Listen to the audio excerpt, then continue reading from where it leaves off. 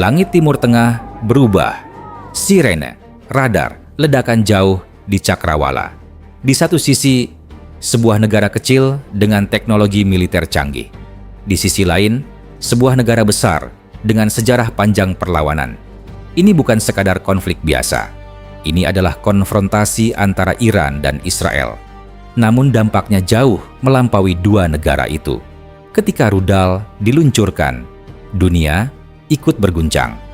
Karena jika konflik ini terus meningkat, maka seluruh Timur Tengah bisa terseret ke dalam perang regional yang jauh lebih besar. Dan pertanyaan besar pun muncul. Siapa yang memulai? Siapa yang bertahan?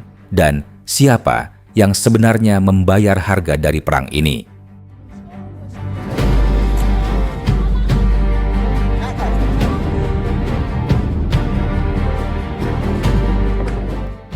Ketegangan sebenarnya sudah lama ada. Bertahun-tahun, konflik bayangan, operasi rahasia, serangan siber, pembunuhan ilmuwan. Namun pada akhir Februari 2026, semuanya berubah. Serangan militer besar dilaporkan terjadi di wilayah Iran. Operasi yang melibatkan Israel dan sekutunya. Targetnya? Fasilitas militer, infrastruktur strategis, dan beberapa lokasi yang diduga terkait program nuklir. Serangan ini menjadi titik balik. Bagi Iran, ini bukan lagi perang bayangan, ini serangan langsung. Dan respons pun datang, cepat, terkoordinasi, dan sangat terukur.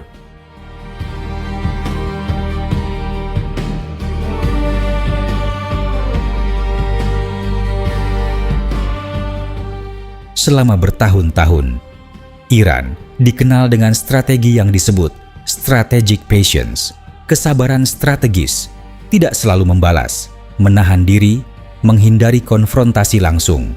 Namun, doktrin itu berubah. Para analis menyebut Iran kini beralih pada strategi baru, deterrence through force, penangkalan melalui kekuatan. Iran tidak hanya bertahan, Iran menunjukkan kemampuan. Rudal balistik, drone tempur, serangan berlapis, strateginya jelas, bukan memenangkan perang dengan cepat, tetapi membuat lawan berpikir ulang tentang biaya, tentang risiko, tentang konsekuensi.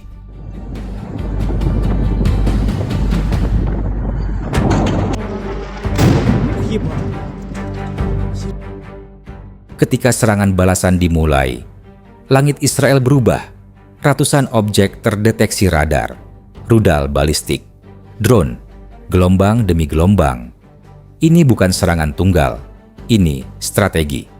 Para analis militer menyebutnya saturation attack, serangan saturasi. Tujuannya sederhana, bukan menembus pertahanan dengan satu rudal, tetapi dengan ratusan. Karena bahkan sistem pertahanan terbaik pun memiliki batas.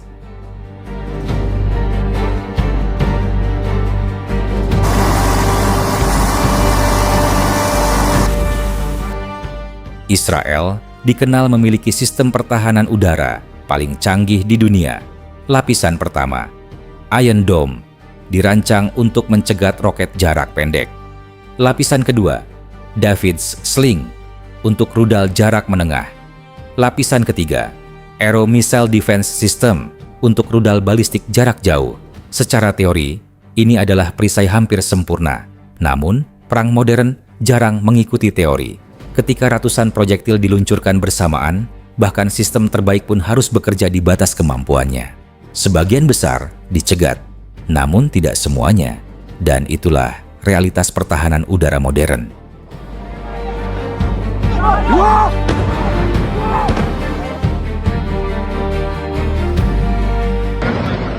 Iran tidak hanya mengandalkan satu jenis senjata.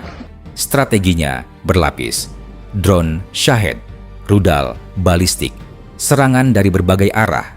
Tujuannya jelas, meregangkan pertahanan, memaksa sistem radar bekerja tanpa henti, memaksa lawan menghabiskan interseptor mahal. Strategi ini dikenal sebagai asymmetric warfare, perang asimetris. Dan dalam perang asimetris, negara yang lebih kecil seringkali menemukan cara untuk menyeimbangkan kekuatan.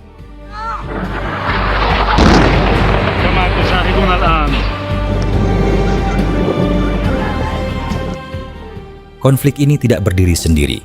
Di wilayah utara Israel, sebuah kelompok bersenjata kuat ikut terlibat, Hezbollah. Kelompok ini memiliki ribuan roket dan pengalaman panjang dalam perang gerilya. Ketika mereka ikut menembakkan roket, Israel menghadapi tekanan dari dua arah, utara dan timur. Ini membuat konflik semakin kompleks.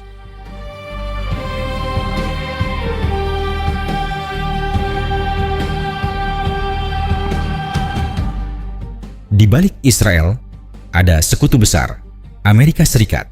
Namun, situasi di dalam negeri Amerika tidak sederhana. Protes muncul di berbagai kota. Sebagian masyarakat mempertanyakan keterlibatan militer di Timur Tengah. Perdebatan politik meningkat. Apakah perang ini perlu? Apakah Amerika harus terlibat lebih jauh atau justru mundur? Tekanan domestik mulai terasa.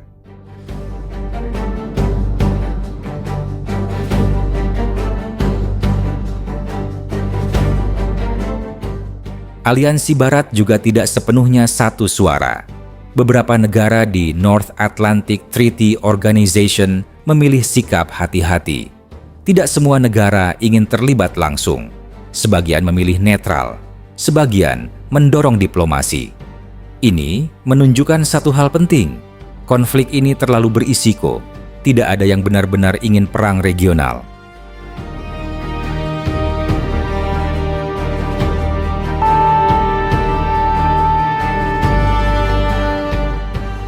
Salah satu alasan utama serangan terhadap Iran adalah isu nuklir. Israel dan beberapa negara Barat mengatakan Iran sedang menuju senjata nuklir. Namun, Iran membantah. Tehran menyatakan program nuklirnya hanya untuk energi dan penelitian. Badan Pengawas Internasional, International Atomic Energy Agency, mengatakan situasinya kompleks. Belum ada bukti langsung program senjata nuklir. Namun, tingkat pengayaan uranium tinggi tetap menimbulkan kekhawatiran. Perdebatan ini masih berlangsung dan mungkin akan terus berlangsung.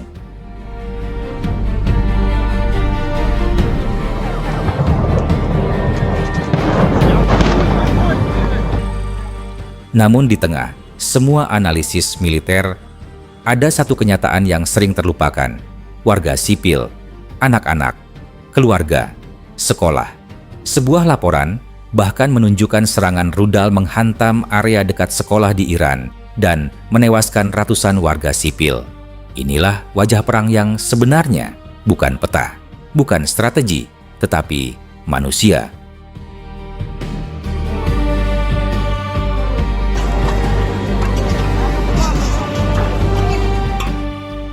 Jika konflik ini terus meningkat, maka kemungkinan perang regional semakin besar.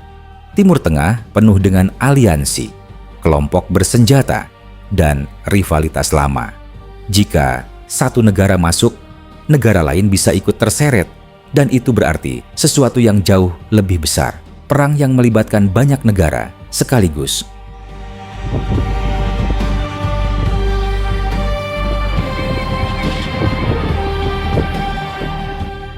Ada satu titik yang sangat sensitif, Selat Hormuz.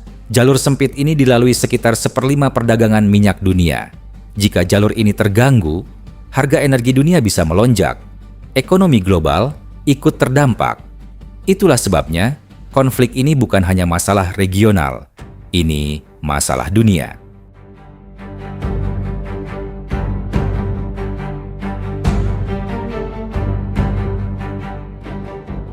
Pada akhirnya, konflik ini bukan sekadar duel militer.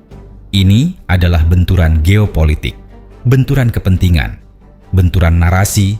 Iran menunjukkan ketahanan, Israel menunjukkan teknologi, dunia menyaksikan. Namun, satu pertanyaan tetap menggantung. Apakah konflik ini akan berhenti di sini? Atau justru menjadi awal dari bab baru dalam sejarah Timur Tengah? Jawabannya masih belum jelas.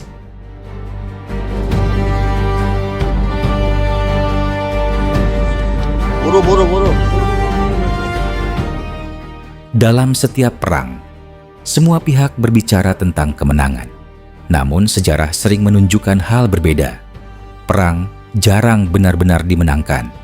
Yang tersisa biasanya adalah kota yang hancur, generasi yang trauma, dan dunia yang berubah. Dan mungkin itulah pelajaran terbesar dari konflik ini.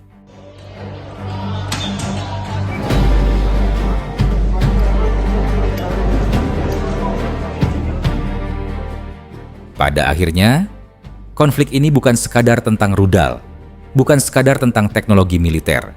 Ini tentang manusia, tentang masa depan sebuah kawasan, tentang stabilitas dunia.